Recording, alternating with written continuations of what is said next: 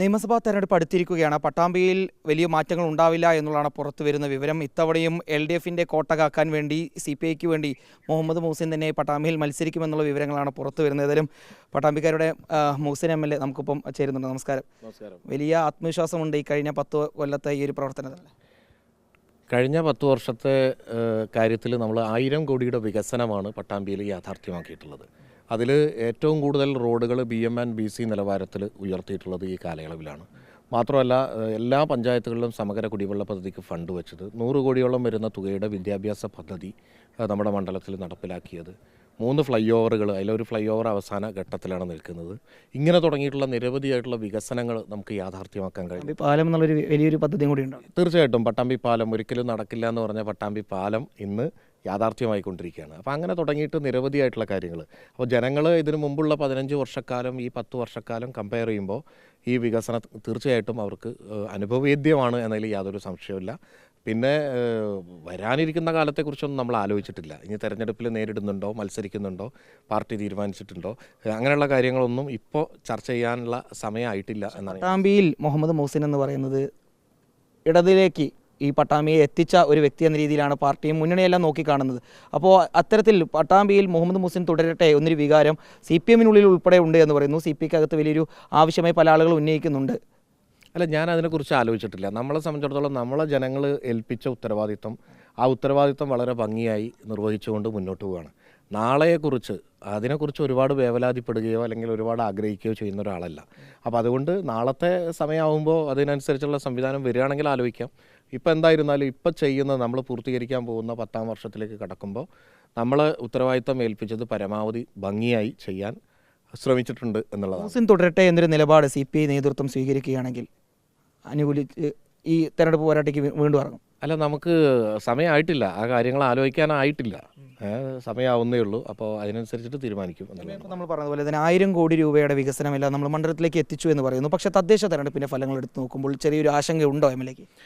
എനിക്ക് ആശങ്കയൊന്നുമില്ല. കാരണം തദ്ദേശ തെരഞ്ഞെടുപ്പ് കൃത്യമായി ഓരോ വീടുകളിലും SIRൻ്റെ പ്രോസസ്സ് അടക്കം സർക്കാരിനെതിരായിട്ട്, അതായത് കേരളത്തിലെ ഗവൺമെൻറ് ഇലക്ഷൻ കമ്മീഷൻ്റെ പ്രവർത്തനമായിട്ട് പോലും സർക്കാരിനെതിരെ തിരിക്കാനുള്ള ശ്രമങ്ങൾ നടത്തിയിട്ടുണ്ട്. പിന്നെ വലിയ രീതിയിലുള്ള ധ്രുവീകരണം, മതവും ജാതിയും ഒക്കെ പറഞ്ഞിട്ടുള്ള ധ്രുവീകരണങ്ങൾ നടന്നിട്ടുണ്ട്. വികസനം ചർച്ച ചെയ്തിട്ടില്ല.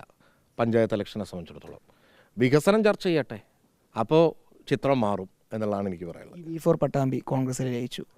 ഇത്തവണ ഇനി MLA ഒരു തെരഞ്ഞെടുപ്പിനെ നേരിടുന്ന സമയത്ത് V4 പട്ടാമ്പിൻ്റെ ഒരു സഹായം LDFന് ഉണ്ടാവില്ല. അതൊരു തിരിച്ചടി ഉണ്ടാവുന്നത്. 2016 V4 ഉണ്ടായിട്ടല്ലല്ലോ നമ്മൾ തെരഞ്ഞെടുപ്പിനെ നേരിട്ടത്. അപ്പോൾ അതൊരു ഘടകമേ അല്ല. മാത്രമല്ല V4 പട്ടാമ്പിയുടെ നേതാക്കളൊക്കെ തന്നെ മത്സരിച്ച് ജയിച്ചിരിക്കുന്നത് അവരുടെ ഭൂരിപക്ഷം നോക്കിക്കഴിഞ്ഞാൽ വളരെ കുറഞ്ഞ് ചെറിയ വിരലിൽ എണ്ണാവുന്ന ഭൂരിപക്ഷത്തിനാണ് ജയിച്ചിട്ടുള്ളത്. അപ്പോൾ അതൊരു വെല്ലുവിളിയല്ല. MLA, അതായത് ഈ മുസ്ലിം ലീഗ് ആയിക്കോട്ടെ അല്ലെങ്കിൽ കോൺഗ്രസ് ആയിക്കോട്ടെ, ഞങ്ങൾക്ക് ഇത്തവണ മണ്ഡലം പിടിച്ചെടുക്കാൻ കഴിയുമെന്നൊരു വിശ്വാസം അല്ലെങ്കിൽ അത്തരത്തിൽ ആത്മവിശ്വാസം അവർ പ്രകടിപ്പിക്കുന്നുണ്ട്. പ്രത്യേകിച്ച് മുസ്ലിം ലീഗിൻ്റെ നേതാക്കൾ സ്റ്റാറ്റിസ്റ്റിക്സ് വെച്ച് അവർ പരിശോധിക്കുമ്പോൾ അവർക്ക് മുസ്ലിം ലീഗിന് വലിയൊരു മെജോറിറ്റി വോട്ടുകൾ പട്ടാമ്പിയിൽ ഉണ്ട് എന്നൊരു ആത്മവിശ്വാസത്തിൽ അവർ സീറ്റ് UDFിൽ നിന്ന് ചോദിച്ചു വാങ്ങാനുള്ള നീക്കങ്ങൾ ഉൾപ്പെടെ നടത്തുകയാണ്. വരട്ടെ മുസ്ലിം ലീഗ്. അപ്പോൾ പട്ടാമ്പിയിൽ വന്നു കഴിഞ്ഞാൽ അപ്പോൾ മനസ്സിലാവും. സത്യം പറഞ്ഞു കഴിഞ്ഞാൽ സ്ഥാനാർത്ഥികളില്ലാത്തത് കൊണ്ട് പരസ്പരം അങ്ങനെ ഇതാക്കിക്കൊണ്ടിരിക്കുകയാണെന്നാണ് എനിക്ക് തോന്നുന്നത്. പരസ്പരം തർക്കിച്ചുകൊണ്ടിരിക്കുകയാണ്. മുസ്ലിം ലീഗിനെ സംബന്ധിച്ചിടത്തോളം പിന്നെ അവർ വന്നാൽ അവർ വരട്ടെ, കോൺഗ്രസ് ആണെങ്കിൽ കോൺഗ്രസ് വരട്ടെ. പട്ടാമ്പിയെ സംബന്ധിച്ചിടത്തോളം അതൊന്നും ഒരു വിഷയമല്ല. പിന്നെ ഓരോ പാർട്ടികൾക്കും അവരുടേതായ ആത്മവിശ്വാസങ്ങൾ സ്വാഭാവികമായിട്ടുണ്ടാവും. തീർച്ചയായിട്ടും അത് ഇലക്ഷൻ കഴിയുന്നത് വരെ അല്ലെങ്കിൽ തെരഞ്ഞെടുപ്പ് റിസൾട്ട് വരെ എല്ലാവർക്കും ആത്മവിശ്വാസത്തിലുള്ള അവസരമുണ്ട്. നമ്മളിപ്പോൾ പറഞ്ഞു പല രീതിയിലുള്ള വികസന പ്രവർത്തനങ്ങളും മണ്ഡലത്തിൽ ചെയ്തു. അപ്പോൾ ജനങ്ങൾ തീർച്ചയായും ഒരുമിച്ച് നിന്നിട്ടുണ്ടാവും. 10 വർഷത്തിനിടയിൽ പാർട്ടിയിൽ നിന്ന് പൂർണ്ണമായിട്ടൊരു പിന്തുണ ലഭിച്ചു എന്ന് കരുതുന്നുണ്ട്. പാർട്ടിയിൽ നിന്ന് പിന്തുണ ലഭിച്ചിട്ടുണ്ട്. പിന്നെ പാർട്ടിയുടെ അകത്തുനിന്ന് വിമർശനങ്ങളും ഉണ്ടായിട്ടുണ്ട്. സ്വാഭാവികമാണല്ലോ, ഒരു വീട്ടിലാവുമ്പോൾ ഉണ്ടാവുന്ന പോലെ തന്നെ പാർട്ടിയുടെ അകത്ത് പിന്നെ അനുകൂലമായിട്ടും ചില സമയത്ത് പ്രതികൂലമായിട്ടും ഒക്കെയുള്ള സാഹചര്യങ്ങൾ ഉണ്ടായിട്ടുണ്ട്. അത് സ്വാഭാവികമാണ്. അതൊരു വിഷയമായിട്ട് എനിക്ക് തോന്നുന്നില്ല. എങ്ങനെ MLA ഇത്രയും കോൺഫിഡൻസിൽ ഇപ്പോഴും വളരെ പോസിറ്റീവായിട്ട് MLAക്ക് ഇത്തരത്തിലുള്ള കാര്യങ്ങൾ പറയാൻ കാരണം തദ്ദേശ തെരഞ്ഞെടുപ്പിൽ വലിയൊരു തിരിച്ചടി ഉണ്ടായി, പക്ഷേ അതൊന്നും MLAക്ക് ഒരു രീതിയിലും ഒരു പ്രതിസന്ധി ഉണ്ടാക്കുന്നില്ല എന്നുള്ള ഒരു കോൺഫിഡൻസോട് കൂടി? അല്ല, നമ്മൾ ഈ പറഞ്ഞതുപോലെ തന്നെ നാളെ ജീവിച്ചിരിക്കുമെന്ന് പോലും നമുക്ക് ഉറപ്പില്ലാത്ത മനുഷ്യരാണ്. അപ്പോൾ നമ്മളെ ഏൽപ്പിച്ച ജോലി വളരെ നന്നായിട്ട് ചെയ്യുക എന്നുള്ളതാണ്. അതിൻ്റെ റിസൾട്ട് ജനങ്ങൾ തരും എന്നൊരു വിശ്വാസമാണ് നമുക്കുള്ളത്. അതിനപ്പുറത്ത് നാളെ ഇങ്ങനെ തന്നെ ആവണം, ഞാൻ തന്നെ സ്ഥാനാർത്ഥിയാവണം, ഞാൻ തന്നെ ജയിക്കണം, അല്ലെങ്കിൽ എനിക്ക് MLA ആയിക്കഴിഞ്ഞാൽ മാത്രമേ എനിക്ക് പ്രവർത്തിക്കാൻ കഴിയൂ, അങ്ങനെയൊന്നുമില്ല. നമുക്ക് വിദ്യാഭ്യാസമുണ്ട്, നമുക്ക് കാഴ്ചപ്പാടുണ്ട്, പിന്നെ നമുക്ക് ചെയ്യേണ്ടത്, ഞാനൊരു പ്രൊഫഷണൽ സോഷ്യൽ വർക്കറാണ്. അപ്പോൾ സാമൂഹ്യ പ്രവർത്തനം അത് താല്പര്യത്തോടു കൂടി ഏറ്റെടുത്ത ആളാണ്. അതിന് ഈ ഒരു പിന്നെ MLA എന്നുള്ളൊരു പദം നമ്മുടെ കൂടെ ഉണ്ടെങ്കിൽ കൂടുതൽ നന്നായി ചെയ്യാൻ പറ്റും, ഇല്ല എന്നുണ്ടെങ്കിൽ നന്നായിട്ട് ചെയ്യാൻ കഴിയും എന്നുള്ളത് തന്നെയാണ്. അപ്പോൾ അതുകൊണ്ട് തന്നെ നമുക്ക് യാതൊരു തരത്തിലും അത്തരത്തിലൊരു ഒരുപാട് ചിന്തിച്ച് ആശങ്കപ്പെടേണ്ട കാര്യമൊന്നുമില്ല. CPI ഒരു യുവമുഖമായി വന്നാണ് പട്ടാമ്പി പിടിച്ചെടുക്കുന്നത്. മണ്ണാർക്കാട് ഇപ്പോൾ CPI ഒരു മികച്ച സ്ഥാനാർത്ഥിക്ക് വേണ്ടിയുള്ള ഒരു പരിശോധനകൾ നടത്തുന്നു. അവിടെ ഒരു യുവ നേതാവ് വന്ന് മത്സരിച്ചാൽ മണ്ണാർക്കാടും LDFന് നേടാൻ കഴിയുമെന്നൊരു ആത്മവിശ്വാസം MLAക്കുണ്ട്. കേരളത്തിൽ എല്ലായിടത്തും നല്ല രീതിയിൽ തെരഞ്ഞെടുപ്പിനെ വികസനം ചർച്ചയാക്കി നേരിട്ട് കഴിഞ്ഞാൽ ഇടതുപക്ഷം ജയിക്കും എന്നുള്ളത് തന്നെയാണ് എൻ്റെ വിശ്വാസം. മാത്രമല്ല മണ്ണാർക്കാട് പോലെയുള്ളൊരു മണ്ഡലത്തിൽ ഒരുപാട് കാര്യങ്ങൾ ചെയ്യാൻ, ഇപ്പോൾ അവിടെ ആദിവാസികളുമായി ബന്ധപ്പെട്ടുള്ള കാര്യങ്ങൾ, അതോടൊപ്പം തന്നെ മണ്ണാർക്കാട് മണ്ഡലത്തിലെ നിരവധി കാര്യങ്ങൾ, അപ്പോൾ അതിനൊക്കെ കഴിയുന്ന ഒരു സ്ഥാനാർത്ഥി അവിടെ വരും എന്നാണ് ഞാൻ കരുതുന്നത്. UDFും അല്ലെങ്കിൽ മുസ്ലിം ലീഗും ഒന്നും അത്തരത്തിൽ വികസനം ചർച്ച ചെയ്തിട്ടല്ല വോട്ട് ചോദിക്കുന്നുള്ളൊരു അഭിപ്രായം ഉണ്ട് MLAക്ക്? തീർച്ചയായിട്ടും ഈ പഞ്ചായത്ത് ഇലക്ഷനിലൊന്നും വികസനം ചർച്ച ചെയ്തിട്ടില്ല. കാരണം എന്താണെന്ന് വെച്ച് കഴിഞ്ഞാൽ പല പഞ്ചായത്തുകളിലും പൂർണ്ണമായി അംഗൻവാടി യാഥാർത്ഥ്യമാക്കി. ബഡ്സ് സ്കൂളുകൾ ഭിന്നശേഷി മേഖലയിൽ നേരത്തെ ഇല്ല. എല്ലാ പിന്നെ പഞ്ചായത്തുകളിലും ഘട്ടം ഘട്ടമായി ബഡ്സ് സ്കൂളുകൾ ആരംഭിക്കുകയാണ്.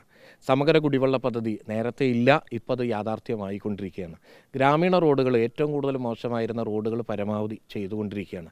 ഇങ്ങനെ തുടങ്ങി സ്കൂളുകൾ, കുട്ടികളുടെ എണ്ണം കുറഞ്ഞ് പൂട്ടിപ്പോകാൻ തീരുമാനിച്ച സ്കൂളുകൾ പട്ടാമ്പി മണ്ഡലത്തിൽ എത്ര എണ്ണം ഉണ്ട്? ആ സ്കൂളുകളെല്ലാം ഇന്ന് മികച്ച സൗകര്യങ്ങളുള്ള സ്കൂളുകളായി. ഇതൊന്നും ചർച്ചയ്ക്ക് വന്നിട്ടില്ല. ഇപ്പോൾ ഉദാഹരണം പറഞ്ഞാൽ പട്ടാമ്പി മണ്ഡലത്തിൽ എത്രയോ ആളുകളുടെ ഓരോ പഞ്ചായത്തിൽ നോക്കിക്കഴിഞ്ഞാൽ പട്ടയ പ്രശ്നം എത്ര രൂക്ഷമായിരുന്നു. ഇപ്പോൾ പൂർണ്ണമായിട്ട് ഏതാണ്ട് 90% മുതൽ 95% പട്ടയ പ്രശ്നം തീർന്നു. ഇനി വളരെ കുറച്ചേ ഉള്ളൂ.